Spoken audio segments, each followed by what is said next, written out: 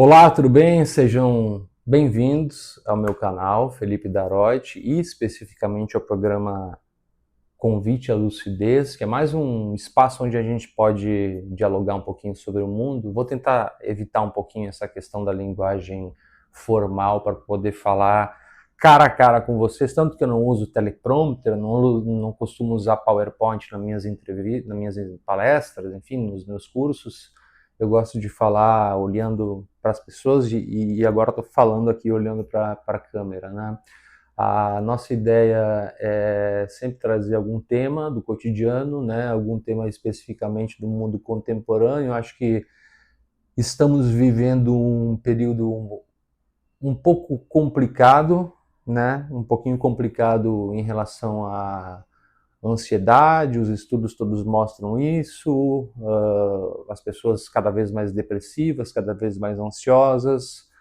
A gente está agora nesse período aqui de final de ano também, as pessoas ficam mais ansiosas ainda, festas, Natal, Réveillon, enfim. Então o convite à lucidez é um espaço a mais, como eu já tenho lá no meu Instagram, posto meus textos, né? Aqui no YouTube a gente vai estar ampliando um pouquinho, né? Porque o Instagram ele é um pouco restrito, né? Em relação a tempo e tudo mais. E o YouTube acaba fazendo com que, enfim, um vídeo aqui daqui 10 anos possa ser visto, né? Vai saber o que vai acontecer com o Instagram, vai saber o que vai acontecer, se vai ficar chato que nem ficou o Facebook, né? Eu acho que o YouTube se mantém também é uma forma de dialogar e vocês também poderem assistir outras vezes, né? Eu não vou fazer essa coisa, essa baixaria que todo mundo faz aí, que é, se inscreva, dê o like e tal. Na verdade, eu não estou muito preocupado com isso, que não é o que me dá meu sustento, YouTube, Instagram e tudo mais. Eu tenho minha profissão e basicamente é isso, né? O que eu queria abordar com vocês hoje é um tema sobre. A gente vai mergulhar um pouquinho sobre. Não vai ser uma aula, alguns conceitos, talvez, de filosofia, mas nem vou buscar muito trazer questões assim de teorias, mas vou bater um papo com você sobre a questão da felicidade, a busca pela felicidade, que eu acho um grande erro. Vou falar um pouquinho sobre um texto que eu escrevi e que ele casa com um assunto chamado Que a Felicidade Acontece nos Dias Comuns. Vou trazer algumas experiências de vida que eu tive nos últimos tempos que me mostraram assim e fizeram eu repensar muito a minha rota de vida, né?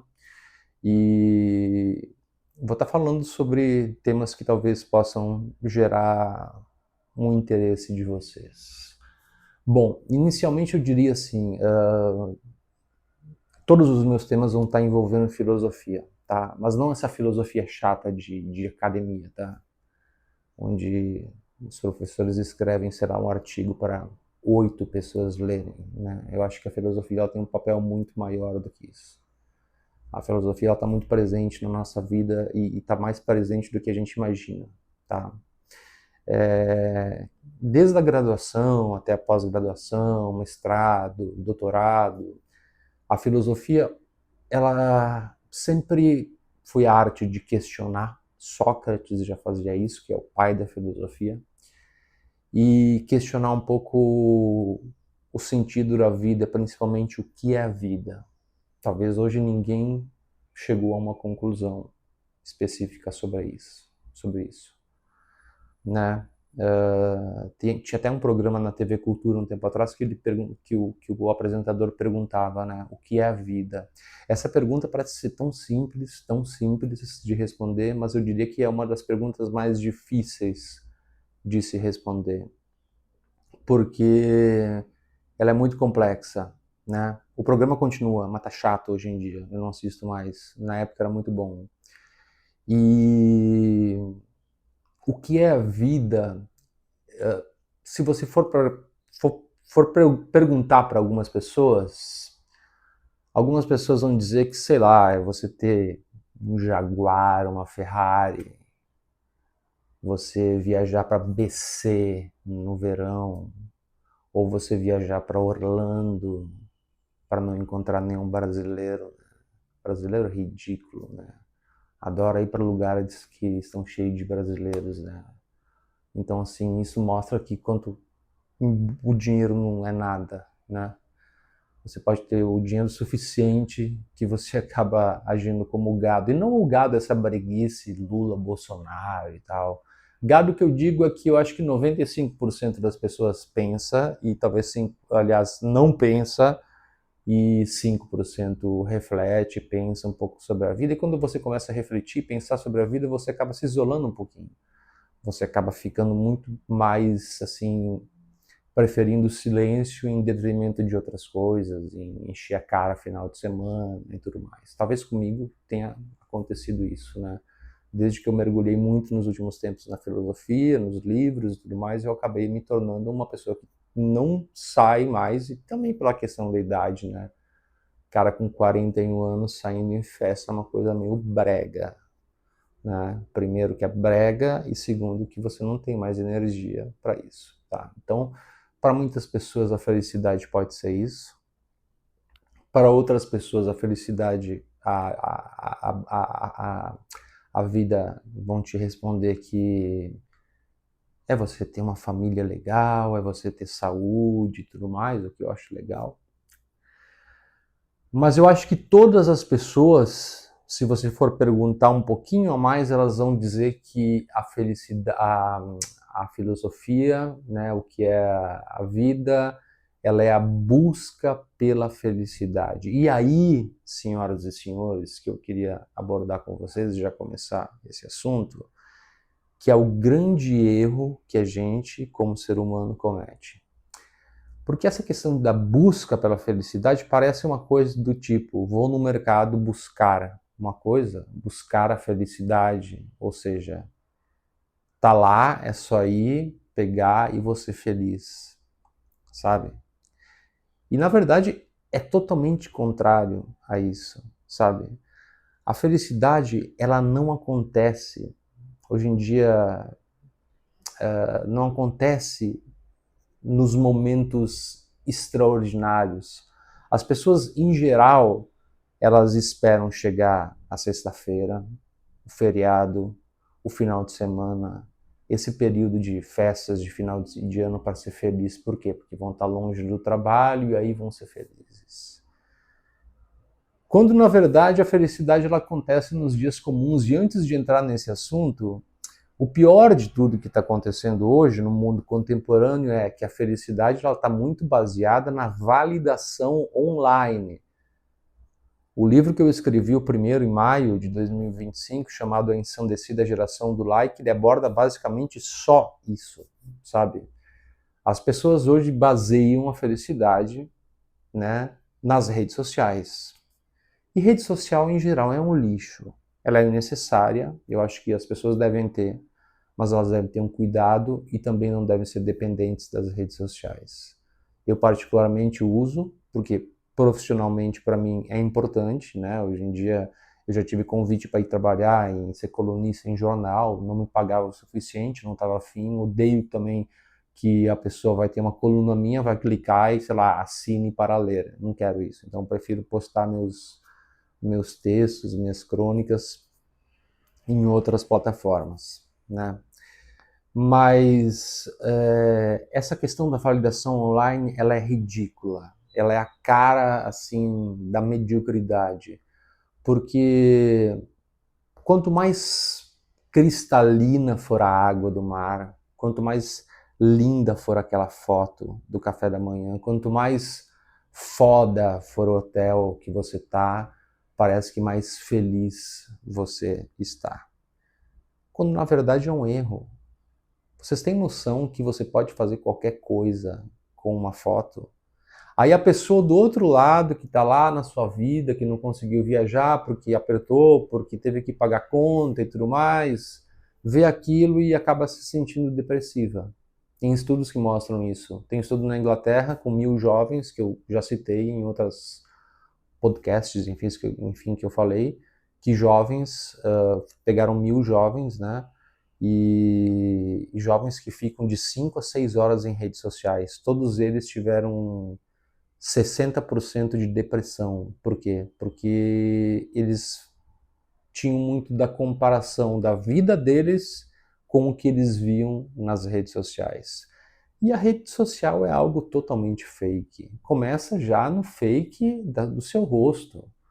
Todo mundo tem, bom, tem filtro que deixa você mais jovem, tem filtro que deixa você, sei lá, com a cara da Jennifer Aniston ou do George Clooney, sabe? Isso é uma coisa ridícula, sabe? Poucas pessoas postam de fato o que acontece na vida real. Ninguém fica postando que tá chorando no banheiro depois de ter tomado um esporro aleatório de um chefe que tem um sonho de ser seu. Ninguém faz isso. As pessoas só postam as coisas boas. E hoje em dia a felicidade está muito vinculada a isso, a exposição, a mega exposição da vida privada nas redes sociais. Eu acho que é um grande problema isso. E antigamente as pessoas, elas de classe média alta, mandavam as filhas ir fazer curso de etiqueta e tal. Hoje em dia não se tem etiqueta virtual, sabe? Eu gostaria de me perguntar o que leva. Tem pessoas que vão me criticar agora. O que leva alguém ir numa academia, enfiar um telefone no chão e ficar se filmando, levantando barra e fazendo exercício físico? Aí vão me dizer, não, mas se eu postando isso, eu vou incentivar as pessoas a que elas se exercitem. Cara, não é incentivar porra nenhuma, né? Quem quer se exercitar, vai se exercitar. Não é porque você está postando um vídeo. Não é porque você está se mostrando na academia que você vai estar incentivando alguém, né? Então eu sou um cara que sou muito chato em relação a essa questão da exposição da vida privada nas redes sociais e tal, e tanto que as minhas redes sociais são totalmente profissionalizadas, eu só posto o que de fato tem relação com o meu trabalho. Bom, a felicidade hoje ela está baseada nas redes sociais, e eu falava no começo então, né, sobre esse questionamento do que é a vida, que é a busca pela felicidade. Só que não é uma busca, isso é errado. A felicidade, vem um texto que eu escrevi que teve milhares e milhares de compartilhamentos, né? Que foi meio que um choque de realidade que eu dei nas pessoas. A felicidade ela acontece nos dias comuns. A gente tem que parar de ficar esperando os grandes momentos para ser feliz. Isso é um absurdo. A felicidade acontece numa quinta-feira morna, às 3 horas da tarde, quando você tá no seu trabalho e chega alguém e te dá um abraço por um motivo específico. A felicidade acontece num domingo à noite que você está meio triste, daqui a pouco a tua mãe te liga, você recebe a ligação, até fica preocupado, e aí você geralmente responde tudo bem, como é que tá, o que está acontecendo, aconteceu alguma coisa e tal, e ela não, te liguei só porque eu tô com saudade. Isso é felicidade. A felicidade, eu recentemente me mudei para o apartamento onde eu tô gravando aqui, e quando a gente se muda, tinha muita roupa, muita coisa assim, sabe, acumulada, e é bom a gente liberar assim, até para espaço, né? E até para fazer uma limpa, porque pô, roupa é uma coisa que a gente às vezes acumula e fica lá 5, 6 anos sem usar, cara. Quando vê, você usa 2 tênis, 3 sapatos no máximo, 4, 5 camisetas, 6, 7 camisas, depende da sua profissão, blazer aqui e tal, e era isso. E eu doei boa parte das minhas roupas para um haitiano que trabalha no centro, em Porto Alegre, aqui no Rio Grande do Sul, e era muita roupa, e eram roupas boas, porque eu emagreci nesse período aí, e eu doei para ele e tal, né? Imagina só um cara que veio do Haiti, se você pesquisar a história, né? Por que que eles saíram do Haiti, né? Foi devastado. Veio para cá, para um país novo e tal. Ele hoje está casado com uma brasileira e tal. Tiveram um filhinho e tal. E quando eu dei aquilo para ele, ele me deu um abraço forte, assim. e agradeceu e se emocionou assim, nossa, tipo, aquilo ia revolucionar o roupeiro dele. E no meu dia a dia, e para mim foi uma coisa normal, assim, agradeci, tá, que bom que gostou e tudo mais. E aí depois eu saí, e aí pela minha função, eu coordeno a comunicação da Defensoria Pública no Rio Grande do Sul, pela minha função eu tive depois trabalho, agenda, reuniões do defensor geral, que eu sou assessor, com o governador, com pessoas importantes e tudo mais. E sempre que eu volto para casa, enfim, quando eu boto a cabeça no travesseiro, eu tento relembrar antes de dormir, até uma forma de tentar pegar no sono e tal, relembrar os momentos bons, né? Depois eu vou falar assim, um pouco sobre espiritualidade.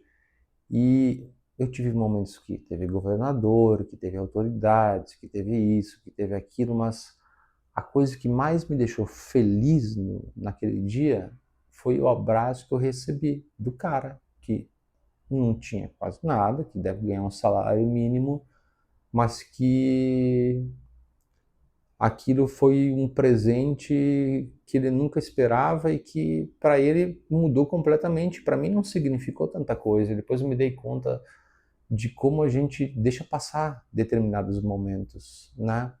Eu esses dias, isso é uma história que eu me arrepio de contar. Eu tenho um afilhado que eu amo muito, assim. Ele tem 6 anos de idade. E o meu afiliado, ele estava aqui no Rio Grande do Sul, a gente ou é Grêmio ou Inter, né? De criança você aprende na marra, sim, vai ser gremista ou vai ser colorado, né? Que é do Internacional. O meu avô, inclusive, ele falecido avô, que era um cara super amoroso, ele falava: olha, se tu for colorado, a polícia vai te pegar. Então era uma base ditatorial, assim. Então a família toda foi gremista. E eu dei uma camisa do Grêmio porque ele ia pela primeira vez no jogo do Grêmio com o pai dele e tal. Só que como ele recém tinha aprendido a ler, eu escrevi uma cartinha para ele, né? Eu escrevi lá Benício, botei um coração e escrevi. E aí eu dei a camiseta e aí depois ele leu, né? Ah, agora quero ver, tu aprendeu a ler e tudo mais, tal. E não era uma data específica, era um presente porque ele é no jogo, assim. E aí ele começou a ler naquela coisa, apanhando um pouco, né, das letras, e ele começou: Benício Coração, você é uma criança muito especial. Desde que você nasceu, a vida do vovô, da vovó, da mamãe, do papai, do Dindo ficaram muito melhores. Muito obrigado por existir. Conte sempre comigo para tudo em sua vida. Te amo muito. O Benício, que é meu afilhado, ele pegou, me olhou, ele ficou com os olhos marejados e veio e me deu um abraço forte, assim. Aquele bilhetinho valeu muito mais do que a camiseta, muito mais que a camiseta. E uma criança, ela tem uma inocência, sabe? Um olhar assim, a gente é acostumado com tanto pilantra, com tanta gente fazendo mal, você vê uma criança se emocionar com uma cartinha, e ele disse que ia guardar num lugar tão especial, um lugar especial, porque as coisas boas que eu dou para ele, ele guarda num lugar especial, na casa. E isso faz parte do dia comum, faz parte do dia a dia, porque eu poderia simplesmente lá dar um presente caro e tudo mais. Não, dei uma camiseta de futebol, ok, que não é um grande presente, e só que valeu para ele muito mais essa questão do presente, da cartinha, dele ter lido isso, do que de fato a questão da camiseta. E aí eu volto a falar, foi um dia comum, foi um dia que eu presenteei meu afilhado, recebi em troca um amor infinito que nunca vou esquecer esse momento, aquele momento que está comigo. Para vocês, talvez vocês não vão identificar e entender, mas vocês podem ter uma noção do que se passou pela minha cabeça, de tão legal, assim, sabe? Como eu me emocionei, eu me arrepio, por isso que eu estou contando essa história para vocês, porque foi mais uma coisa do dia comum. Então eu volto. A felicidade, ela acontece nos dias comuns. A felicidade, ela não precisa de momentos extraordinários. O grande erro do ser humano é: vou buscar a felicidade. A gente não busca a felicidade. A felicidade não se compra. A felicidade é você, no dia a dia, ter momentos especiais. A felicidade é você encontrar pessoas que você gosta e você ter um contato olho no olho, fugir do virtual. A gente está precisando fugir um pouco do mundo virtual, embora estamos aqui no virtual, aproxima muita gente, faz com que muita gente se conheça, mas eu hoje sou um grande defensor de contatos no olho, sabe? Eu evito ao máximo assim interações em aplicativos de tipo WhatsApp, aplicativos de redes sociais, de Instagram e tudo mais. Eu posto, respondo algumas coisas, mas eu não fico preso e meu telefone ele fica no silencioso. Eu não sou um cara hoje que me considero dependente do celular. Quando vem aquele relatório lá semanal de quanto tempo você usou, eu uso, sei lá, 1h30 por dia o celular, e sendo que eu faço tudo, né, cartão de crédito, compras e tudo mais. Então, a rede social ela é um lixo, eu volto a falar para vocês. E eu acho que é fundamental que a gente tenha essa noção, que o contato olho no olho, né, que é a nossa essência, ele deve ser retomado. Talvez ele tenha sido muito interrompido pela questão da pandemia, né? Eu acho que as pessoas se afastaram bastante. Muita gente migrou para trabalhar em casa. Eu não imagino alguém que fique trabalhando, sei lá, ou passe 24 horas do seu dia trancado no seu apartamento trabalhando. A gente precisa de contatos presenciais. Eu vou contar uma história triste rapidinha para vocês aqui. Eu não quero que sejam monólogos longos, né? Mas eu tinha um amigo que era meu amigo, amigão, assim. A gente se formou, a gente estudou junto à faculdade, a gente trabalhou, né, no mesmo veículo de comunicação aqui em Porto Alegre, o Rodrigo. Ele depois foi tentar a vida em São Paulo e Rio, conseguiu, se deu super bem. Foi trabalhar na Sport TV. Aí a gente estava voltando, eu voltando pela rádio, né, de uma cobertura de Copa do Mundo, e ele voltando também de uma cobertura de Copa do Mundo. A gente se encontrou no Santos Dumont, no Rio, no aeroporto, e aí a gente veio para... A gente bateu um papo e tal. Ele ia para o Uruguai para fazer uma matéria e eu estava retornando para Porto Alegre. E ele estava sentindo uma questão na coxa, me falou e tal, que ele depois, quando acabasse o período de Copa, ia ter que ver e tudo mais. Aí passou um tempo que a gente foi falando e tal, aí ele descobriu que ele tinha um câncer, que era um câncer raro. Enfim, mas aí, vamos lá, tratamento, aquela coisa toda e tal. Depois do tratamento, ele teve que se afastar e tal. E a gente mantinha um diálogo e tudo mais, mas sempre virtual, né?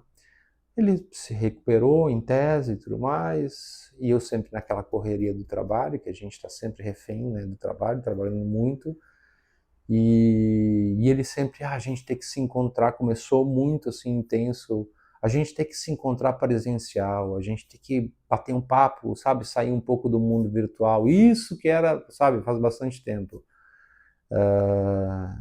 E porque a gente está muito preso, a gente tem que tomar um café, bater um papo, olho no olho, relembrar as histórias e tudo mais. E eu, sim, vamos marcar, deixa para a semana que vem. Vou tentar me organizar, não sei o quê. Enfim, eu não me organizei. Eu acordei um dia, eu fui trabalhar, trabalhava super cedo numa rádio aqui do sul do Brasil, a Rádio Gaúcha.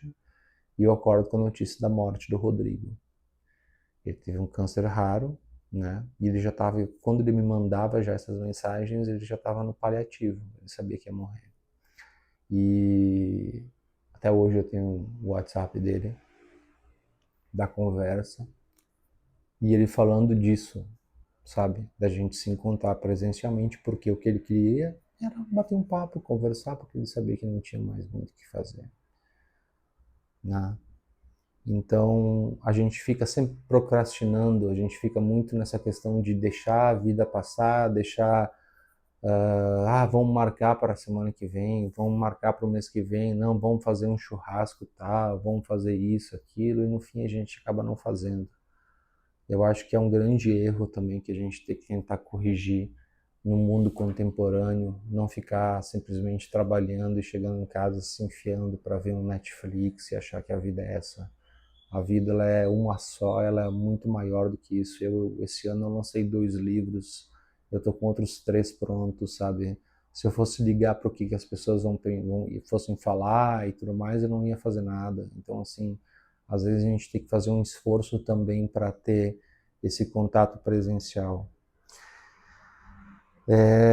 Teve uma outra questão que eu queria falar para vocês e para finalizar, né? Porque esse é o primeiro programa, né? A gente vai estar abordando vários outros temas, né? Vocês viram que eu não citei nada, não quis fazer que fosse uma aula, né? Não quero também que seja um episódio longo, para que não seja chato, né? Já tem muita gente chata hoje criando conteúdo. Não quero que seja coisa chata, quero que seja alguma coisa que traga algum insight legal para vocês. Eu acho que a gente hoje vive num mundo da sociedade do cansaço, né? Para quem não leu Byung-Chul Han, que é um coreano radicado na Alemanha, ele fala muito sobre isso. Ou quem já leu também o Bauman, que fala sobre a sociedade líquida, né? A vida líquida, aliás, né? Onde tudo começa e se acaba muito rápido, né? E a gente está sempre com uma sensação de estar sobrecarregado. Tenho certeza que vocês que estão me acompanhando aí também estão com essa sensação, sabe? O Brasil hoje é o país que mais toma Rivotril no mundo. O Brasil hoje é o país mais ansioso do mundo. O Brasil, até um tempo atrás, você podia ir numa farmácia e comprar Zolpidem, que é um medicamento super perigoso, sem receita médica, que é um hipnótico. O Brasil é uma vergonha, com todo respeito, né? No Brasil, sei lá, eu falo, a principal referência musical é a Anitta, então você não pode esperar muito do Brasil, né? O brasileiro fala houveram, o brasileiro não tem educação básica, né? Então isso é muito, muito, muito triste de falar. A gente é um país muito subdesenvolvido, né? Até geograficamente a gente também está meio distante assim da Europa, Estados Unidos. A gente vive meio que na margem, assim, sabe? Volta e meia tem golpe de Estado aí na Bolívia, olha o que está acontecendo na Venezuela. Então, e o Brasil está aí, essa coisa, é um país enorme também, é difícil de organizar. Aquele meio organizado tomou conta também, né? Mas aí voltando a essa questão dessa pressão toda que a gente tem, dos estímulos, da informação, sabe, que eu acho que nos deixa mais cansado, talvez seja uma teoria, né, que hoje em dia você tem muitos estímulos, você tem redes sociais, você tem muitas notificações, você tem que estar respondendo as pessoas 24 horas, você parece que está sempre cheio de pessoas ao redor, mas na verdade você está sozinho. E eu sempre falo, e vou hoje, no primeiro episódio do programa, finalizar com uma questão que eu acho que é uma tríade que eu sempre uso, que me ajudou muito a acalmar um pouquinho essa questão do caos contemporâneo, que é o nome do meu último livro também, lançado em outubro desse ano, chamado Como Suportar o Caos, que é um livro de crônicas, tá? Eu acho que a primeira é a literatura, tá? Você tem que ler. Eu leio e escrevo bastante, né? Eu acho que ler te ajuda muito, primeiro, em aprender a falar português corretamente, não que seja obrigatório você falar português corretamente, mas é importante, porque assim a maioria das pessoas não lê. Eu sempre fui incentivado pela minha mãe, pelo meu pai a ler. E a escrita depois eu fui como eu sou jornalista e tudo mais, eu acabei sempre escrevendo, né, e falando em rádio, TV e tudo mais, e sempre me ajudou muito. E depois, nos últimos tempos, ajudou muito a lidar com as minhas angústias, com as minhas ansiedades, né, porque é um momento que eu fico focado naquilo. O mundo está cheio de pessoas idiotas. A maioria das pessoas tenta argumentar alguma coisa, mas na segunda até a terceira página, na quarta já perde força no argumento porque não lê, sabe? Então, assim, eu diria para vocês, leiam tudo, sabe? Leiam romances, leiam... Eu gosto muito de ler filosofia. Vou dar uma dica de um livro, Boas-Vindas à Filosofia, da Marilena Chauí. É super bom, é um livreto. Acho que vai abrir a mente de vocês. Leiam muito.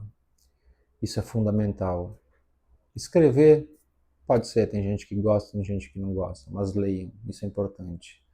O mundo precisa de pessoas que pensem, sabe? Que não ajam como um gado, que eu falei no começo aqui. Segundo, é necessário que vocês façam, e eu faço também de vez em quando, sempre que possível, um detox digital diário, não semanal, mensal, só nas férias. Deixa o telefone de lado, sabe? Foda-se se vão te procurar ou não. Meu pai sempre diz, meu pai odeia celular, e ele fala assim, se for alguma coisa grave vão te achar. E de fato no passado era assim, quando não tinha telefone. As pessoas achavam as outras, né? Mesmo sem telefone. Então um detox é fundamental, por quê? Porque quando você para e fica no ócio, sem fazer nada, sem estímulo, sem nada, é aí que você consegue descansar sua mente e é aí que você consegue criar coisas novas, que é fundamental, porque você não vai passar nessa vida esperando aposentadoria e simplesmente... Eu particularmente não quero, eu quero deixar algum legado, alguma coisa importante. Eu não tenho filho, né, hoje, por exemplo, né? Então eu escrevo livros e tudo mais, então acho que é importante você deixar algum legado que que fique para depois, né? Porque a gente vai morrer, né? Em algum momento da vida. Daqui a pouco eu posso sair daqui, cair um concreto e morrer amanhã. Então, assim, eu tenho sempre uma ânsia de escrever e publicar, publicar, publicar. E escrever, não e escrever como terapia também.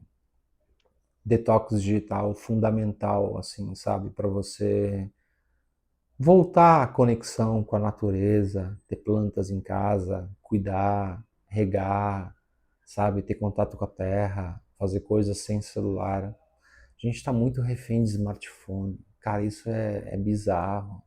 As pessoas fazem fila na Apple quando vai ser lançado um novo iPhone.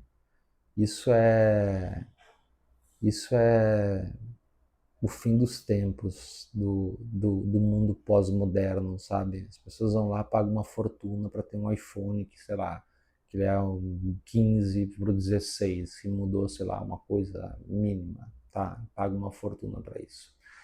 E o último que eu queria falar para vocês, que eu acho que é fundamental, que é a espiritualidade. Eu sou de família católica, eu fiz catequese, comunhão, eucaristia e tudo mais. Eu já tive meus momentos assim de não ter muita fé, de não acreditar. Hoje eu sei me dizer, dar um conceito do que eu, de onde eu estou, mas eu acredito em alguma coisa. Eu passei a acreditar como? Eu tinha uma tia que teve um câncer no pâncreas. Câncer no pâncreas é muito foda, e foi muito rápido, assim. Tia Nair, era uma pessoa queridíssima, assim, irmã da minha mãe, eram 7 irmãos. E ela morreu bem jovem, com 50 e poucos anos. E aí ela também foi para o hospital, mas estava no pâncreas, né, metástase avançado, foi para casa, cuidado paliativo, a gente foi visitar ela um dia. Eu, a minha mãe, tinha mais alguém, minha irmã, eu acho, meus primos e tal, e a gente ficou contando umas histórias e tudo mais, ela já deitada na cama, fraca e tudo mais. E também você não tem muito o que falar nesses momentos, né? A gente fica, né? Poxa, ela vai morrer, né? E eu me lembro que a minha tia, ela era a pessoa mais tranquila e mais sorridente naquele quarto. porque ela tinha a clara noção de que ela ia para o céu encontrar o meu avô Olímpio e a minha avó Olga. Ela sempre foi religiosa, ela acreditava em Deus, ela ia na missa. Eu não estou pregando aqui, mas o que eu digo é que é importante acreditar, seja em Deus, em Jesus, numa vaca, como acreditam na Índia, numa planta, no seu cachorrinho, sabe? Mas se você tem uma vida que você não acredita em nada, você vira muito pessimista. As pessoas me confundem muitas vezes com pessimista e cético. Eu sou um cara cético em relação a muita coisa, mas eu não sou um cara talvez pessimista, né? Eu sou um cara só que eu sou cético em relação a muita coisa, mas eu percebi que a espiritualidade ela é uma questão muito importante. E acontece uma coisa, muita gente se diz, eu sou ateu. Ateu, eu gostaria de saber até a hora que o avião estiver caindo, se você continua ateu ou não, sabe? E por fim, que é fundamental junto com a espiritualidade é o amor.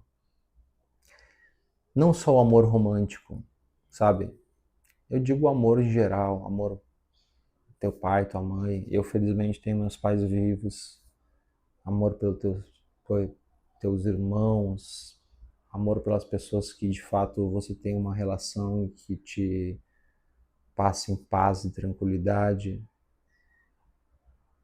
O Luís de Camões, em 1538, ele já falava que amor é fogo que arde sem se ver, é ferida que dói e não se sente, é o contentamento descontente, é dor que desatina sem doer.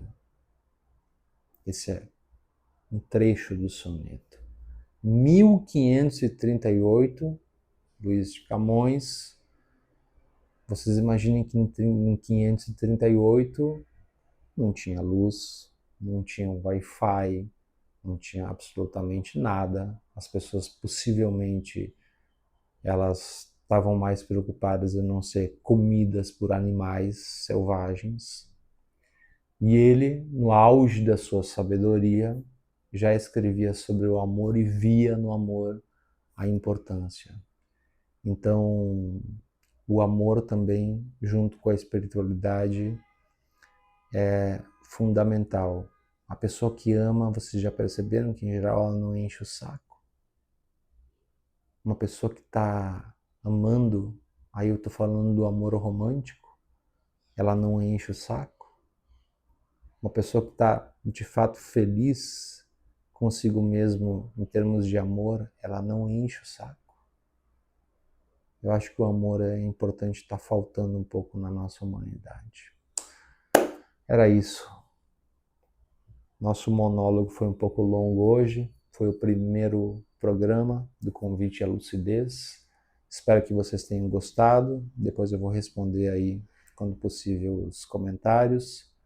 E a gente se encontra na próxima terça-feira, sempre trazendo algum assunto aí do cotidiano, que é basicamente assuntos que eu abordo. Se vocês quiserem algum tema também que eu possa falar, ou que eu tente falar, vocês podem deixar aí no chat. Tá bem? Um abraço e até a próxima terça-feira. Valeu!